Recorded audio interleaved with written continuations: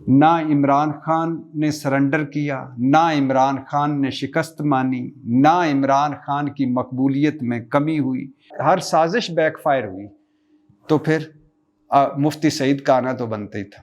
مفتی سعید صاحب، آپ کا خود ہی کہنا ہے، عورت کا یہ کہہ دینا کہ میری عدت ختم ہو گئی ہے، یہ کافی ہے۔ پہلا نکاح عدت کے دوران ہوا تھا، غیر شرعی ہوا تھا، غیر قانونی ہوا تھا، فاسد ہوا تھا، تو پھر آپ نے دوسرا نکاح کیوں پڑھایا؟ دوسری بات یہ کہ 5 سال آپ کیوں خاموش رہے؟ اگر آپ سمجھتے ہیں کہ نکاح مسئلہ ہے تو پھر مسئلہ نکاح خان کا بھی ہے، اور اگر نکاح بھی مسئلہ ہے تو پھر نکاح خان بھی نہیں بچ سکتا۔ مفتی صاحب، آپ بھی تیار رہیے۔ جی السلام علیکم ورحمۃ اللہ وبرکاتہ۔ اقتدار سے نکال کر دیکھ لیا، 144 مقدمے بنا کر دیکھ لیا، زمان پارک گھر پر کرین چڑھا کر دیکھ لیا، گیٹ گرا کر دیکھ لیا، گھر میں دندنا کر دیکھ لیا، درجن بھر آڈیوز، گندی آڈیوز لا کر دیکھ لیا، گندی ویڈیوز سے ڈرا کر دیکھ لیا، دہشت گرد بنا کر دیکھ لیا، توشہ خانہ چور، یہودی ایجنٹ، آئین شکن، ملک دشمن، غدار بنا کر دیکھ لیا، توہین مذہب مطلب کافر بنا کر دیکھ لیا، مردہ سیتا وائٹ کیس زندہ کر کے چلا کر دیکھ لیا، نیب، ایف آئی اے، پولیس پیچھے لگا کر دیکھ لیا، کردار کشی، تضحیک، ٹھٹھے، مذاق، جگتیں، ہر حربہ آزما کر دیکھ لیا۔ پوری پاکستانی سیاست نے اس کے خلاف ایکا بنا کر دیکھ لیا، ہر گندا، ہر گھٹیا، ہر لو لیول ٹرینڈ چلا کر دیکھ لیا، ہر جھگڑے، ہر لڑائی، ہر تنازع میں پھنسا کر دیکھ لیا، میڈیا بلیک آؤٹ کروا کر دیکھ لیا، ہر پابندی لگوا کر دیکھ لیا، پارٹی پر کریک ڈاؤن نشتر چلا کر دیکھ لیا، مقدمے، چھاپے، گرفتاریاں، حوالاتیں، جیلیں، ہتھ کڑیاں، ہر فلم چلا کر دیکھ لیا۔ پورا سال سب نے سارا زور لگا کر دیکھ لیا۔ جب نہ عمران خان نے سرنڈر کیا، نہ عمران خان نے شکست مانی، نہ عمران خان کی مقبولیت میں کمی ہوئی، نہ عمران خان نے ہار مانی، نہ عمران خان کو جیل میں ڈالا جا سکا، نہ عمران خان کو نائل کیا جا سکا، جب سب کچھ ناکام ہو گیا تو مفتی سعید صاحب میدان میں آ گئے۔ مفتی سعید پنڈورا باکس پھر سے کھل گیا۔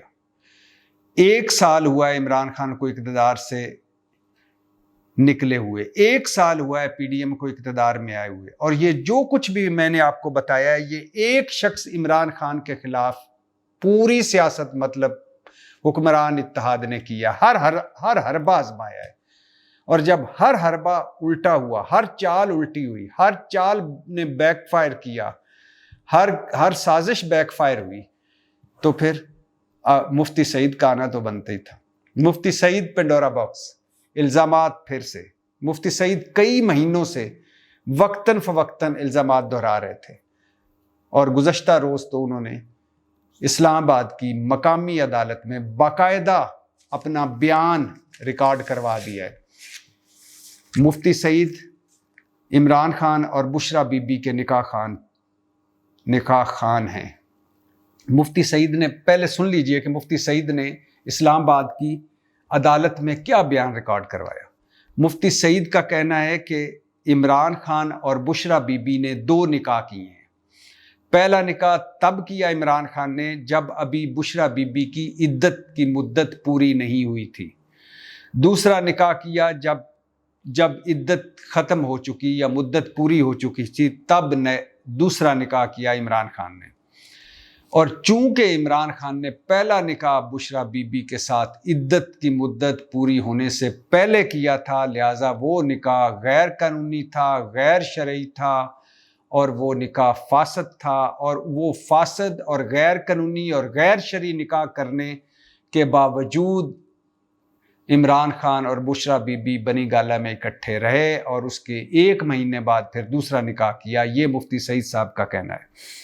مفتی سعید صاحب نے کہا کہ مجھے عمران خان نے کال کی اور کہا کہ مجھے پیش گوئی ہوئی ہے کہ اگر میں نے 2018 کے پہلے دن بشرا بی بی سے نکاح کر لیا تو میں وزیر اعظم بن جاؤں گا. لہٰذا عمران خان نے بقول مفتی سعید وزیر اعظم بننے کے لیے 1 جنوری 2018 کو بشرا بی بی سے غیر قانونی نکاح کیا. یہ نکاح غیر شرعی اور غیر قانونی اس لیے تھا کہ بشرا بی بی کی عدت کی مدت پوری نہیں ہوئی تھی. اچھا، مفتی سعید صاحب کہتے ہیں کہ میری عمر 62 سال ہے. میں اپنے مدرسے کا پرنسپل ہوں. 1 جنوری 2018 کو عمران خان نے مجھے فون کیا، کہا لاہور میں آ کر بشرا بی بی سے میرا نکاح پڑھاؤ. میں ان کے ساتھ لاہور گیا، وہاں ڈیفنس کے گھر گیا. مجھے یقین دلایا گیا کہ تمام شرعی قانونی شرائط پوری ہو چکی ہیں. میں نے نکاح پڑھا دیا. عمران خان اور بشرا بی بی اس نکاح کے بعد اسلام آباد میں بنی گالہ میں اکٹھے رہنے لگے. بعض ازاں مختلف ذرائع سے مجھے پتہ چلا یا میرے علم میں یہ بات آئی کہ نکاح اور شادی کی تقریب فراڈ پر مبنی تھی کیونکہ بشرا بی بی کی عدت کی مدت پوری نہیں ہوئی تھی. فروری 2018 میں عمران خان نے مجھ سے دوبارہ رابطہ کیا. مجھے کہا کہ بشرا بی بی سے میرا دوبارہ نکاح پڑھاؤ. میں نے وجہ پوچھی. عمران خان نے کہا کہ بشرا بی بی کی نومبر میں ڈیورس ہوئی تھی، نومبر 2017 میں. تو جب میں نے پہلا نکاح کیا تھا اس وقت تک ان کی عدت کی مدت پوری نہیں ہوئی تھی. چونکہ مجھے پیش گوئی کی تھی کسی نے کہ اگر میں نے 1 جنوری 2018 کو بشرا بی بی سے نکاح کیا تو میں وزیر اعظم بن جاؤں گا. لہٰذا میں نے عدت میں ان سے نکاح کیا اور اب میں عدت کی مدت ختم ہو گئی ہے تو اب میں دوبارہ نکاح کرنا چاہتا ہوں. تو یوں بقول مفتی سعید میں نے وہ نکاح پھر جا کر لاہور میں دوبارہ نکاح پڑھایا بشرا بی بی اور عمران خان کا.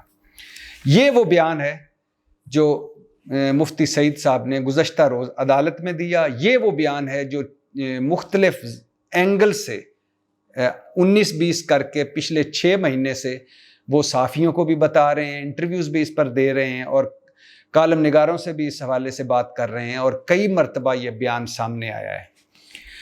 اب مفتی سعید صاحب کے جیسا کہ آپ کے علم میں ہے کہ مفتی سعید عمران خان اور بشرا بی بی کے نکاح خان تھے. مفتی سعید پاکستان تحریک انصاف کی کور کمیٹی کے ممبر بھی تھے. مفتی سعید عمران خان صاحب کے قریب بھی تھے.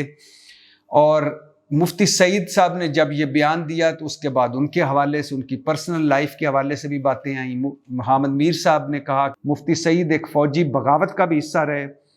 اور جنرل امجد شعیب نے بتایا کہ مفتی سعید کی شادی ایک گجرانوالہ میں ایک دیندار گھرانے میں ہوئی تھی اور جو ہمارے جاننے والے بھی تھے.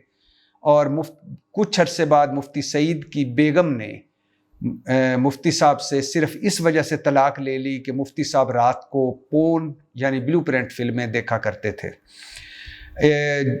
اور یا جان مقبول نے بتایا کہ مفتی سعید اپنی بہن کی شادی عمران خان سے کروانا چاہتے تھے اور یہ بات پاکستان تحریک انصاف کے کئی سیاستدانوں کے علم میں بھی تھی.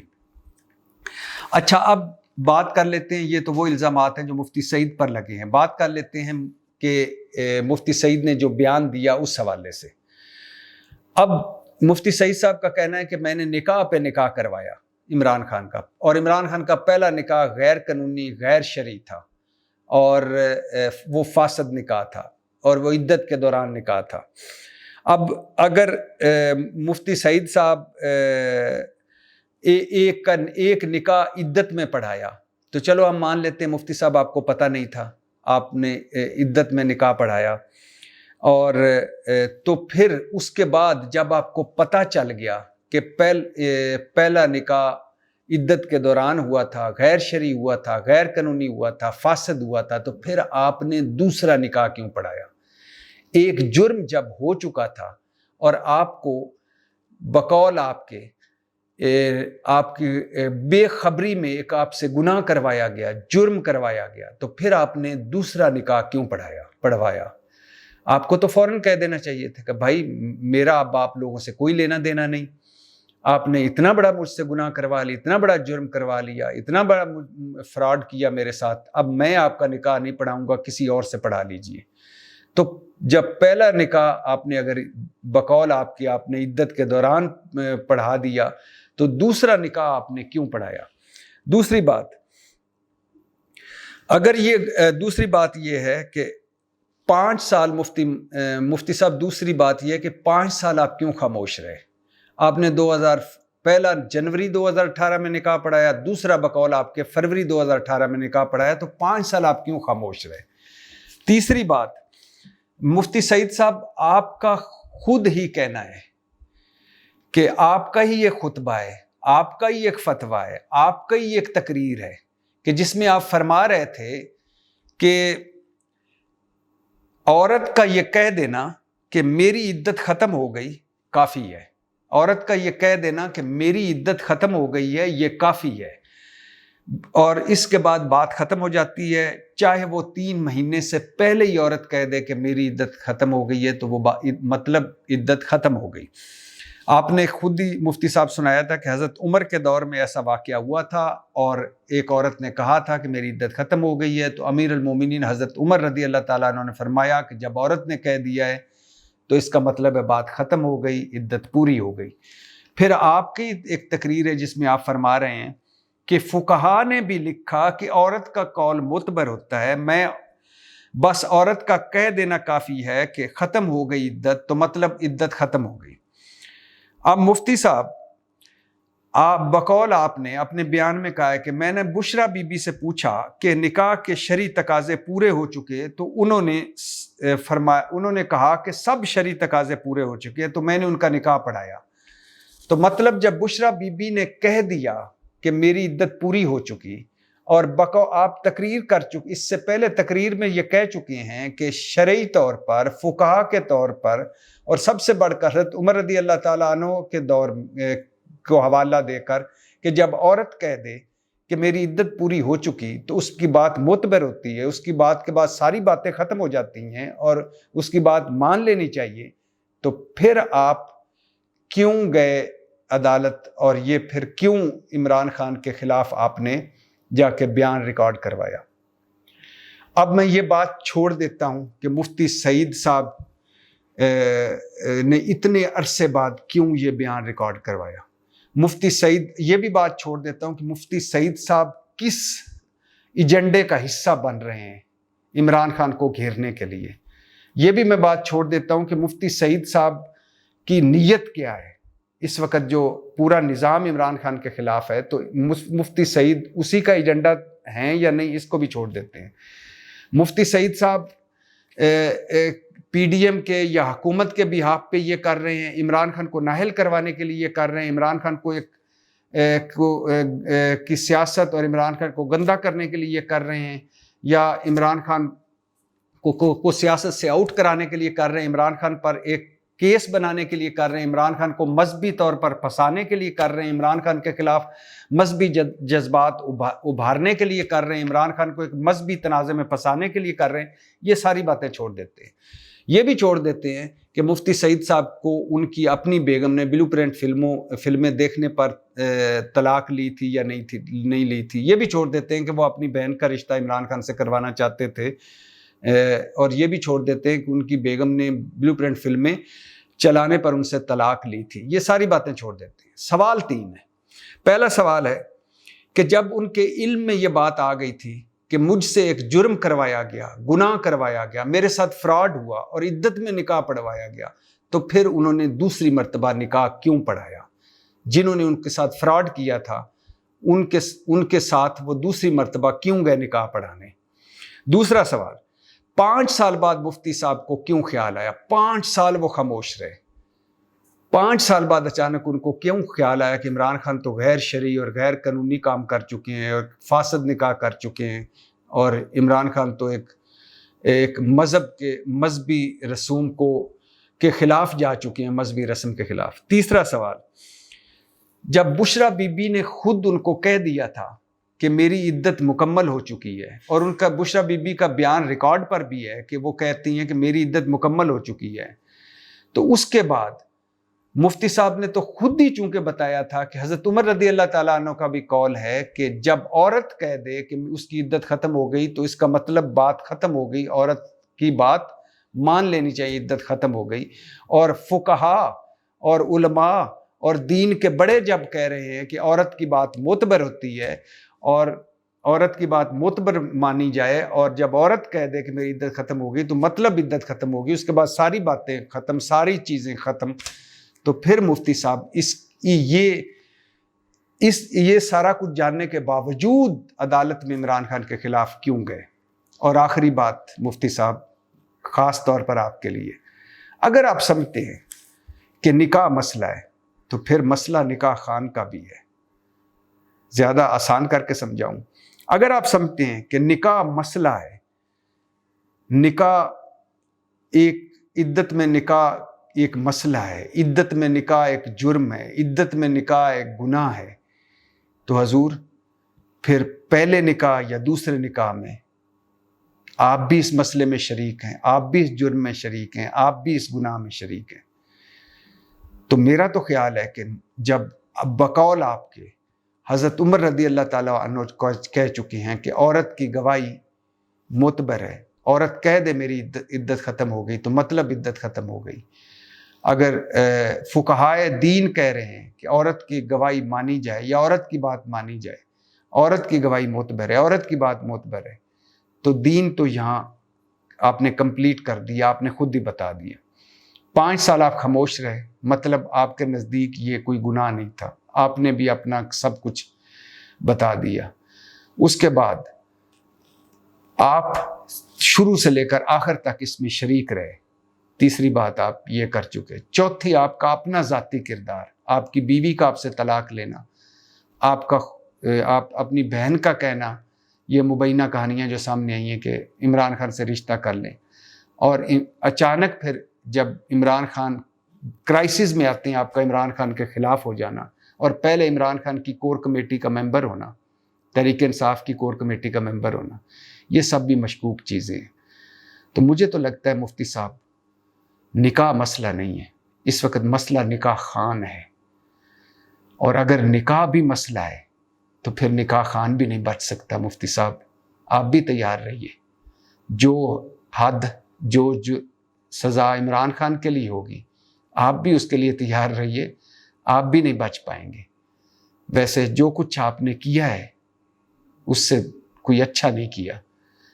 دیندار آدمی، اللہ رسول کی باتیں بتانے والا آدمی، مدرسے کا پرنسپل آدمی، اور جس پر بندہ ٹرسٹ کرے وہ آدمی، اور اس کا یہ کردار کہ عورت گواہی دے رہی ہے کہ میری عدت پوری ہو چکی، اور خود فرما رہے ہیں کہ مذہب میں ہے کہ عورت کی گواہی کافی ہے، 5 سال خاموش رہ کر اور دونوں نکاح پڑھا کر بقول اپنے آج عدالت پہنچ گئے ہیں کہ عمران خان گنہگار ہے، عمران خان نے غیر شرعی کام کیا۔ بھائی غیر شرعی کام تو آپ نے بھی کیا، غیر قانونی کام تو آپ نے بھی کیا، گناہ تو آپ نے بھی کیا، جرم تو آپ نے بھی کیا، اور 5 سال کی خاموشی کے بعد تو حضور نکاح مسئلہ نہیں، نکاح خان مسئلہ ہے۔ لیکن عمران خان نے کیا قسمت پائی ہے، جمائمہ ایک ان کی بیگم تھی، اس پاکستانی سیاست نے ان کو اتنا تنگ کیا، مقدمے، کردار کشی، وہ لندن چلی گئی۔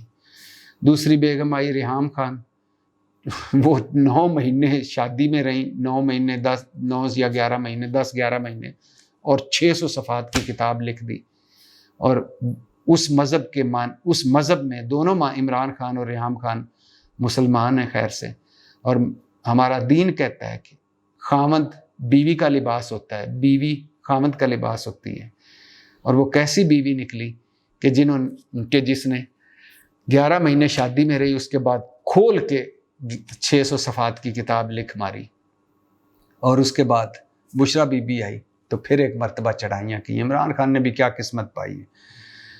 میری زندگی میں کسی ایک بندے کی کہ اتنی کردار کشی نہیں ہوئی جتنی عمران خان کی کردار کشی اور تضحیک ہو چکی ہے۔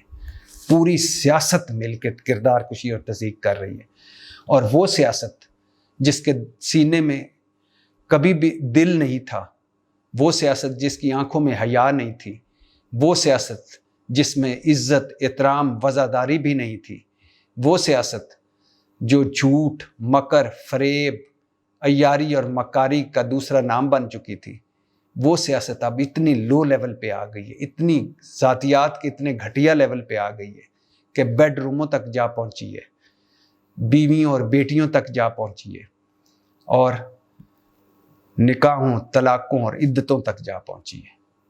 سیتا وائٹ کیس بھی زندہ ہو گیا، آڈیوز ویڈیوز بھی آ گئی، اس کے علاوہ بشرا بی بی کا نکاح بھی آ گیا اور مفتی سعید بھی آ گئے۔ اللہ اس ملک کی حفاظت کرے، یہ ملک ہم سب کا ہے، اس ملک میں اتنا گھٹن اور اتنا حبس نہ لاؤ کہ زندہ رہنا، سانس لینا مشکل ہو جائے، اور اس ملک کا کوئی بیڈ روم تو سلامت رکھو، اور اگر آج آپ کسی کے بیڈ روم میں ہو تو کل کوئی آپ کے بیڈ روموں میں ہوگا۔ پاکستان زندہ باد۔